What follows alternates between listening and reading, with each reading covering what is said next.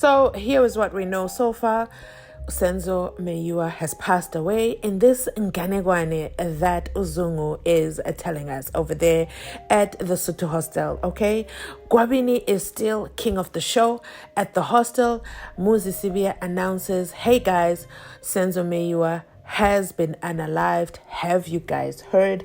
Now it is time for people to disperse and go home. So this is what is currently happening over there. So let's move to part 3 of Inganegane ga Zungu, because he still has more and more stories to tell us, more confusing details. It is just all over the place. You have to really listen attentively, but continue again to watch accused number 5's reactions. Those are storytelling all on their own. Let's get into it. Just before I left, Gwabini informed me that Mokosonke was no longer living. Malot, may I just get confirmation if the Gwabini will be called? Sure, you'll call him. As a court case, my lord, at some point we tried to avoid the hearsay, but my learned friend then objected, which meant she agreed or acquiesced to the hearsay. Now she's objecting again. The impression that she created was that she doesn't mind the hearsay. No. No, my lord. Okay, anyway. Thank you. Are you going to call Gwabini? We're still considering our options fine. as far as that is concerned. So you're saying Yes. he mustn't leave? Then, yes, my lord. Then he say should not be. Okay. As a court pleases. Yes. What about 2018? Then in 2018, Ube baningi ababe kubo bonke laba babenginabo shothi ngalilanga ngilapha hostel. Babe lokhu bengitshela one by one ukuthi uyakhumbula yini ngaleta la. okay. Then amongst the people that I was with at the hostel on that day, one by one, would you Yes. say, do you remember? Yes, you may not refer to hearsay evidence. What happened in 2018? Kwenzekani ngo 2018? You had discussion with some of the people who were present. Bakubuza kwenzekani? Sikhuluma nje kwenzeka kamuva. Emva kwalokho ngabe cisho yo 2018 Almost at the end of 2018, abanye mangibona ukuthi nengxabano yokuthi bakhuluma ukuthi ngabe ngase content kakwabili okay. Ngabe ngoba kase nginolwazi ukuthi olunzulu lokuthi laba basolwa ababesolakala lapha ya yilaba basolwa enganginabo. okay.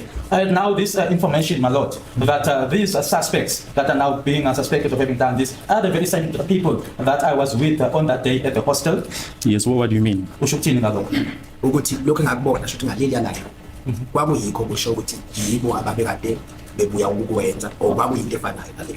That what I saw on that day at the hostel, that they were the ones that were coming from committing that or something similar to that.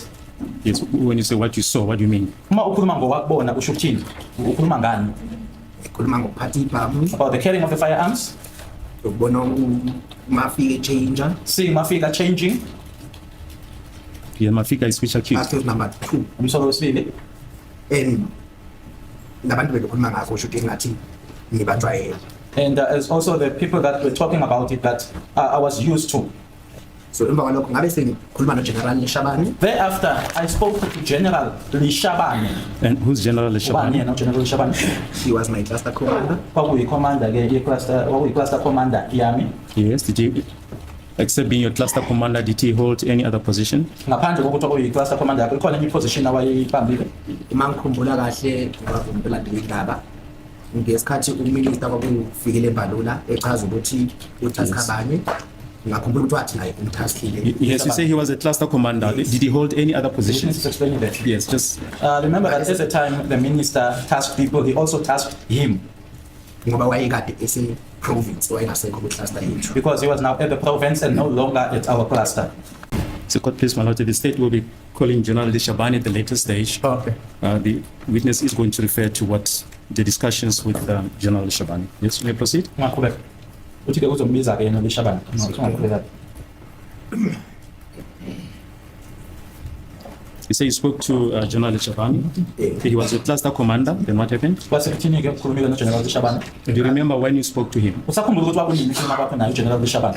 Mangikhumbula ngicabanga ukuthi kwakuphela ka 2018 to 2019 If I remember well, I think it was the end of 2018, 2019. ngoba wathi kimi uzokwenza lo msebenzi yena uzozenzela ukubheka lokho engangisho kuye. Because he said to me that he would do that work. He'll look into what I was telling him about. Yes. What did you tell him? You know, ngamtshela ukuthi ngikhathazekile mayelana nalomdaba ngoba abantu abaningi bathi nami ngise-hostel. I told him that I was disturbed about this matter because a lot of people are saying that I was also at the hostel.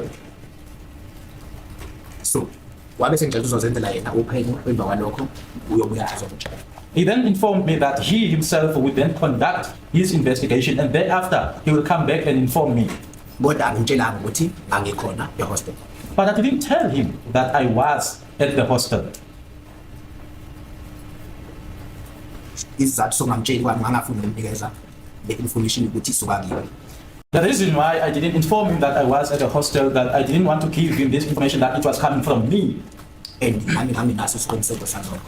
I also didn't have any certainty with regards to that. With regard to what? That those who had killed SENZO MEYIWA, I was with them at the hostel.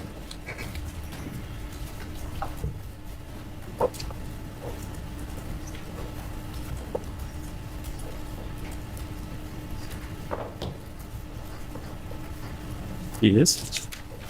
Makhumbula kahle bese kufika ukuthi isikhathi la ngathi ugeneral wathi uzozenzela yena uphenyo. If I remember well, the time came, there was a time where the general said that he himself would conduct an investigation. Ngabe sekuthi ngoba ngiphatheke kabi shuthi ngabuza uGwabini. Because this wasn't sitting well with me, I then asked Gwabini about this matter. Yes, so you had a discussion with Gwabini. Please don't refer to the discussion. Ungangenike ukuthi nakhulumani noGwabini. Emva kwalokho uGeneral Leshabane wabe sengitshela ukuthi no. Ngitholile ukuthi ubani. Yes, you were right. General Leshabane then informed me. Yes, I found out as to who it was. And yes, you were right. Ngaphambi kokuthi kwenzeke lokho wabe sengazise emva kwalelo phenyo ukuthi okay udibane naye. Okay. Okay. Before that, he informed me that he had met him. Udibane naye. Ngathi udibane nabathizi bebephenya wadibana nogala wakaphelezi. Alright. Like wakonfirm ukuthi ngitholile ukuthi unomfana wakaphelezi. Yes. Okay. General Leshabane will testify about that. When did you have this discussion with General Leshabane? Le nkulumo le noma le ngxoxo lena ke naye uGeneral Leshabane waba nayo nini naye? Ngathi 2018 to 2019 nje until 2019 wabe kwenzeka bengabi into esikhuluma maybe namhlanje or kusasa bekuba into azonayibona something sikhulume ngayo. I would say 2018, 2019, it's not something that we just speak about today, but upon him finding out something or seeing something, we would speak about it. Yes. Yes, what happened after this discussion that you've just referred to? Emuva kwale nkulumo ke okhulume ngayo kwase kwenzekani? Uma ngikhumbula kahle kwabe sokuthi ngabe sengi uGeneral Sentral ukuthi asiyeke le nkulumo singasakhuluma ngayo. General then informed me that let's drop this matter or this talk and not mention it again. Izathu lokho engaqaqisa ukuthi kwakukhona ababezama ukungibulala. The reason for that, if I were to explain that, there were those who had attempted to kill me. Lapho kwaku ihlobo la accused number 5. Those were relatives of accused number 5. And accused number 1. Umsolwa wokuqala. Ngokwazi kwami. According to my knowledge. Yes, just tell the court about that occasion. What happened? Accused number 5 is shocked beyond recognition. He cannot even believe that this Nganegwane, he's the star of the show. Okay, no problem. Make your Nganegwane about me. But the second he mentioned his family attempted to unalive him, did you see how he sat upright and said, "What did you say?" He was so shocked. I don't even think that is a surprise reaction. I think that was real. I think that was shocking. And hello, Zungu, where is your estima? Why are you doing this? And bringing in the general into this? Is this the reason why Baloyi has not called General Leshabane? And when Gomezulu wanted to call him, what did Baloyi say? No, the state is still calling him, but we're still sitting here waiting for that miraculous day. Wow. This is crazy business to me. But I'm glad we're doing this recap because we get to watch it all over again. Make sure you drop a 1 in the comment section if you saw accused number 5 get the shock of his life. Kwathi mangibuya emsebenzini On my way back from work, lala ekuseni ngavuka nje kahle kumina next I slept. The avuka following, ngaye shop ngiyothenga ugwayi I slept. The following morning, I woke up. There was nothing. I went to the shop to buy cigarette. When was it more or less? Kwakunini? wakuzi 18 oh mangadlulisa le nkulumo yami ukuthi kwenzeke kanjani If I was just to correct what I just said as to how it happened, ngikhulume lo shuthi ngawo lo 2019 ngabona General Leshabane mayithatha siyeke le nkulumo ngabe sengikhuluma okay. In 2019, when General Leshabane had told me that we shouldn't proceed about this conversation anymore, I then spoke. Yebo.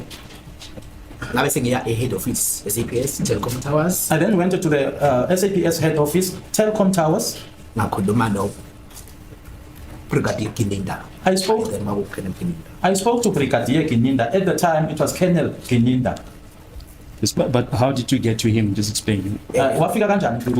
What did you go to do? Commissioner they referred me ngabuye Office of the National Commissioner referred me to him. Yes, when you went to Telkom Towers, who did you go to? actually ngaya National Commissioner I was actually going to the National Commissioner. so National Commissioner was referred to Gininda Then the National Commissioner referred me to Gininda. Who was the national commissioner there? Ubani Commissioner wesikhathi?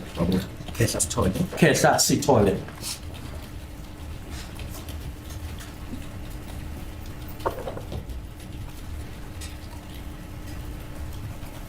Yes. Yeah.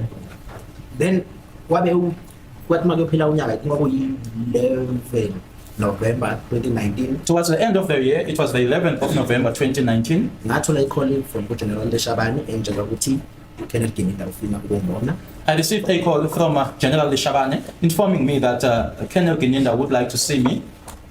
then wabe senza i-meeting ethi uzongibona kodwa ayenzekanga lelo langa yenzeka ngenye date A meeting was set out for him to see me, but it didn't happen on the day. He saw me on a different date. Yeah, which date? On which day did he see you? Wabona nini? ngicala ukuthi kwakuzi-13 I think it was on the 13th November 13th November.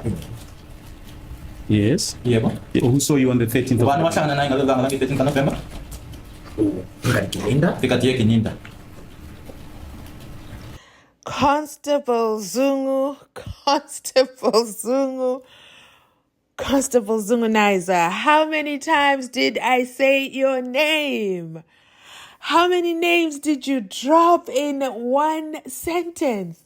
You went from General Leshabane to Minister, the police minister at the time, it was FIKILE MBALULA. And then you jump from there, you go to what? You introduce us to Brigadier Gininda. But before you do that, you had to go back to Leshabane and say, no, my conscience is not sitting well with me. And then you decided, no, let me just go to the South African Police Services headquarters. Let me look for the National Commissioner, KEHLA SITHOLE. Okay. There goes another name drop. And then he referred you to Brigadier Gininda, who was not a brigadier then. He was what? A Colonel Gininda. Wow. In Chikotola's words, Gininda? What did Chikotola call him? This is some name dropping, but you already know the video is already too long. I'm going to end it here.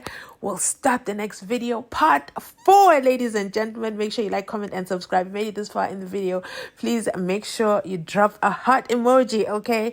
That will encourage me to keep going with this crazy Nganegwane series, because what in the Mzansi Unfiltered is Zungu doing?